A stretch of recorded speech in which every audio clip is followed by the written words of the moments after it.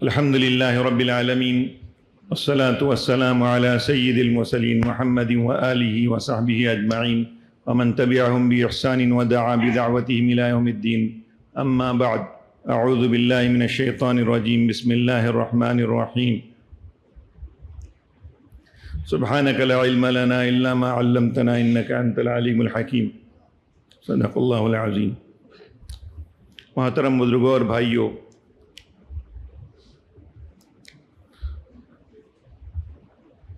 اللہ تعالیٰ نے ہم سب کو ایمان کی جو نعمت عطا فرمائی ہے، اس نعمت کی وجہ سے اللہ تعالیٰ نے ساری دنیا کے مسلمانوں کو آپس میں جوڑ دیا ہے، آپس میں ایک رشتہ قائم کر دیا ہے، جو رشتہ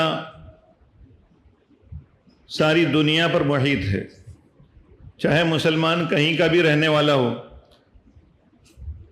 چاہے ہندوستان کا ہو، عرب کا ہو یا مغربی ممالک کا ہو، کہیں کا بھی ہو، چاہے دیہاتی ہو چاہے شہری ہو، ہر وہ شخص جو مسلمان ہے آپس میں ایک دوسرے کا بھائی ہے. اللہ کے نبی صلی اللہ علیہ وسلم نے اس رشتے کو بہت عام فرما دیا. تو اس رشتے کی وجہ سے سارے ایک دھاگے میں پروئے ہوئے ہیں،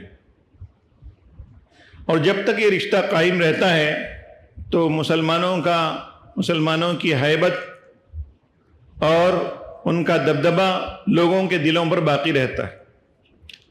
اور جب اس رشتے میں کمزوری آتی ہے اور یہ رشتہ کمزور پڑ جاتا ہے تو پھر لوگوں کے دلوں سے مسلمانوں کی ہیبت نکل جاتی.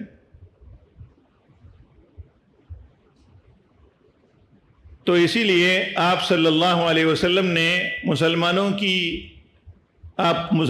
کے آپسی تعلقات کی مثال آپ نے ایسی دی ہے جیسے کوئی عمارت ہو. ایک عمارت میں جس طرح سے اینٹیں آپس میں جڑی ہوئی ہوتی ہیں اور ایک دوسرے کو سہارا دے کر ایک مضبوط جو ہے عمارت کھڑی ہوتی ہے، تو اسی طرح سے آپ صلی اللہ علیہ وسلم نے فرمایا ہر مسلمان کی مثال ایک اینٹ کی طرح سے ہے. ان کا تعلق آپس میں جڑا ہوا ہوتا ہے اور وہ ایک مضبوط دیوار کی طرح سے ہوتے ہیں، ایک مضبوط عمارت کی طرح سے ہوتے ہیں. آپ صلی اللہ علیہ وسلم نے فرمایا المؤمن للمؤمن کالبنیان یشد بعضہ بعضا. مومن ایک دوسرے مسلمان کے لیے ایسا ہے جیسے جو ہے ایک عمارت ہوتی ہے اور جس میں اینٹیں جڑی ہوئی ہوتی ہیں، اور جس طرح سے ایک اینٹ دوسرے سے جڑ کر عمارت کی مضبوطی کا سبب بنتی ہے، تو اسی طرح سے مومن کی مثال ہے. بلکہ ایک جگہ پر آپ نے فرمایا مسلمانوں کی آپسی محبت، آپسی ہمدردی، آپسی مہربانی کی مثال ایسی ہے جیسے کوئی ایک جسم ہو. جس طرح سے ایک پورا جسم ہے اور اس میں کسی جگہ پر کسی عضو کے اندر کوئی تکلیف ہوتی ہے تو اس تکلیف کی وجہ سے سارا بدن تڑپ اٹھتا ہے اور سارا بدن پریشان اور بخار میں مبتلا ہوتا ہے، راتوں کو نیند نہیں آتی ہے.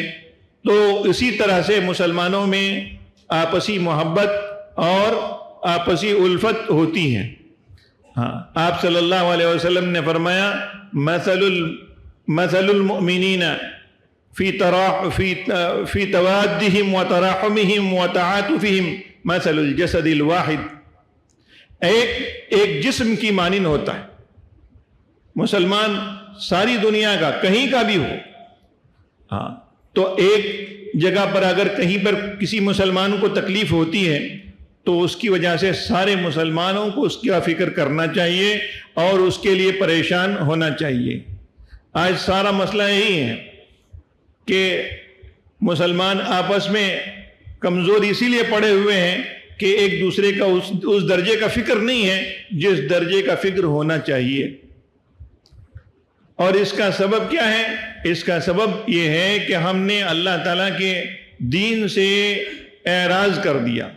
عملی طور پر عملاً جیسے ہم کو اللہ کے دین پر عمل کرنا چاہیے تھا ویسے ہم نہیں کر رہے ہیں، جبکہ اللہ تعالیٰ نے فرمایا ہے تم کو جینا بھی ایمان، تمہارا جینا اور مرنا دونوں اسلام پر ہونا چاہیے۔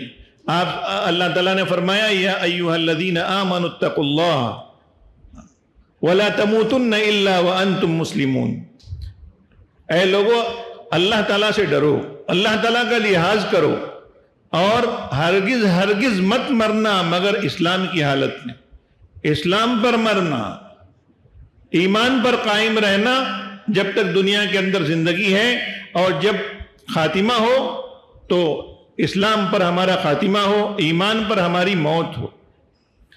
یہ ساری زندگی کا خلاصہ ہے۔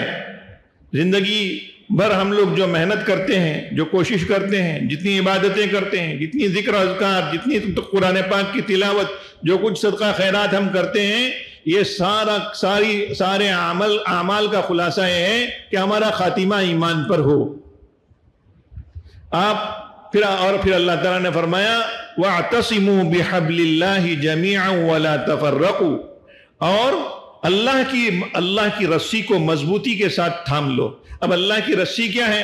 اللہ کی رسی ایک حدیث میں حضور اکرم صلی اللہ علیہ وسلم نے فرمایا، قرآن پاک کے بارے میں فرمایا وَهُوَ حَبْلُ اللَّهِ الْمَتِينُ وَهُوَ الصِّرَاطُ الْمُسْتَقِيمُ، یہ اللہ کی رسی، یہ قرآن پاک ہے، یہ دین ہے، اللہ تعالیٰ کے احکامات ہیں، یہ اللہ کی رسی ہے، اس کو مضبوطی سے تھامے رکھو اور ٹکڑے ٹکڑوں میں مت بٹو، آپس میں اختلاف نہ کرو۔ تو مسلمانوں میں آپس میں محبت، آپس میں الفت اور آپس کا تعلق یہ بہت ضروری ہوتا ہے۔ اللہ تعالیٰ نے فرمایا انما المؤمنون اخوہ، تمام مسلمان، تمام مومنین ایک دوسرے کے بھائی ہیں۔ اللہ کے رسول صلی اللہ علیہ وسلم نے فرمایا المسلم اخو المسلم، تمام مسلمان آپس میں ایک دوسرے کے بھائی ہیں، ایک دوسرے پر ظلم نہ کرے، ایک دوسرے کی جو ہے تذلیل کا سبب نہ بنے، ایک دوسرے کو دھوکہ نہ دے، ایک دوسرے کو پیٹ نہ دکھائے، ایک دوسرے کے ساتھ حسد نہ کرے۔ مسلمانوں پر کے جو ہے آپس کے ایک دوسرے پر جو ہے حقوق قائم کر دیے گئے۔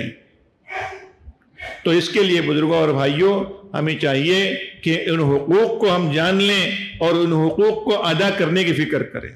جب تک یہ بات پیدا نہیں ہوگی، آپس میں جوڑ، اتفاق، اتحاد آپس میں نہیں ہوگا، تو پھر وہ کمزوری ویسے ہی باقی رہے گی، اور دوسروں کو جرأت ہوگی، دوسرے ہمیں آنکھیں دکھائیں گے، ہم پر انگلیاں اٹھائیں گے اور ہماری طرف ہاتھ اٹھائیں گے۔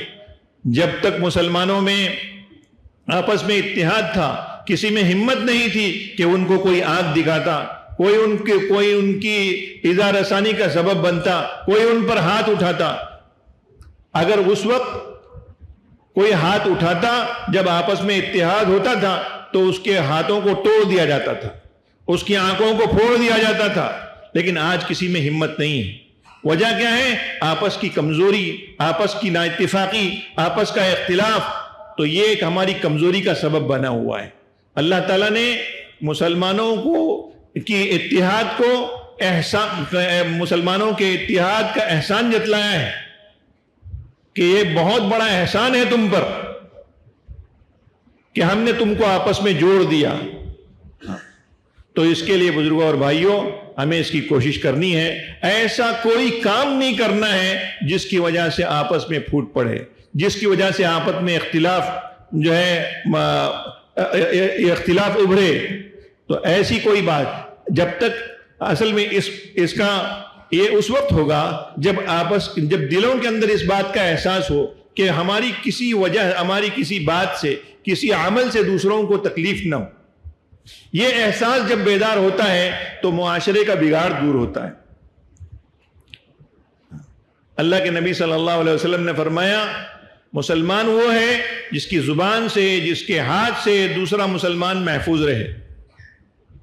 تو اس کے لیے بزرگوں اور بھائیوں ہم سب کو اس احساس کو بیدار کرنا ہے اور آپس میں شیر و شکر بن کر رہنا ہے، آپس میں محبت کے ساتھ اور آپس میں الفت کے ساتھ ایک دوسرے پر رحم اور ایک دوسرے پر مہربانی کے ساتھ، ایک دوسرے کے خیر خواہی کے ساتھ جینا ہے۔ یہ مسلمانوں کی صفت بتلائی گئی. ہاں، اشداء علی الکفار رحماء بینہم، یہ مسلمان کفار کے مقابلے میں تو تیز ہیں لیکن آپس میں مہربان ہوتے ہیں. تو اس کے لیے اللہ تعالیٰ ہم سب میں آپس میں محبتیں اور الفتیں پیدا فرمائیں، آپسی اختلاف ہمارا دور فرمائیں، ایک بن کر اور نیک بن کر رہنے کی ہم سب کو توفیق عطا فرمائیں. وآخر دعوانا ان الحمد للہ رب العالمین.